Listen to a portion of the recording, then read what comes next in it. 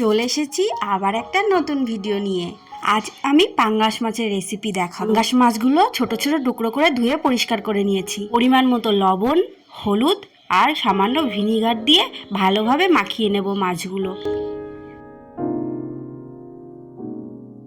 এদিকে কড়াইতে দিয়ে দিচ্ছি সর্ষের তেল, ফোড়নে দিচ্ছি দুটো এলাচ, একটা দারুচিনি আর দুটো লবঙ্গ।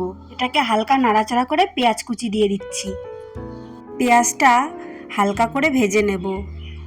পেঁয়াজ ভাজা হয়ে গেলে দিয়ে দেবো পরিমাণ মতো লবণ, হলুদ, লঙ্কার গুঁড়ো, আদা রসুন বাটা আর দেবো জিরে বাটা। মশলাটা পেঁয়াজের সঙ্গে ভালোভাবে মিশিয়ে মশলার বাটি ধোয়া জলটা দিয়ে দেবো।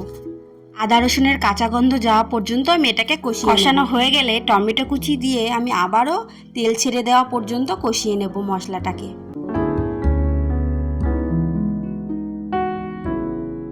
মশলাটা তেল ছেড়ে দিয়েছে, লবণ হলুদ মাখানো মাছগুলো দিয়ে হালকা হাতে নাড়াচাড়া করব। হাই ফ্লেমে কষাতে হবে। 5 মিনিট মতো কষালে মাছগুলো থেকে কিন্তু তেল ছেড়ে দেবে, আর হালকা হাতে কষালে মাছগুলো কিন্তু ভাঙবেও না।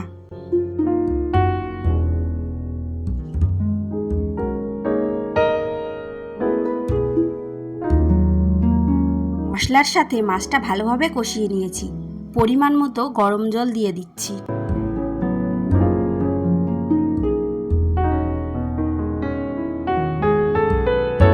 মাছটা যেহেতু আমি একদমই মাখা মাখা রান্না করব, সেহেতু 10 মিনিট আমি ঝোলটা একদম শুকিয়ে যাওয়া পর্যন্ত রান্না করে নেব। গ্রেভিটা একদমই ঘন হয়ে এসেছে। পরিমাণ মতো গরম মশলা ছড়িয়ে একটু নাড়াচাড়া করে আমি এবার এটাকে নামিয়ে নেব। আমি 100% গ্যারান্টি দেবো, এইভাবে রান্না করলে কোনো রকমের গন্ধ লাগবে না। ভেজে রান্না করলে মাছের একরকম স্বাদ, আর এইভাবে রান্না করলে মাছের অন্যরকম একটা স্বাদ পাবে। যারা পাঙ্গাস মাছ খেতে পছন্দ করো, এইভাবে একদিন রান্না করে দেখো, দুর্দান্ত হয়।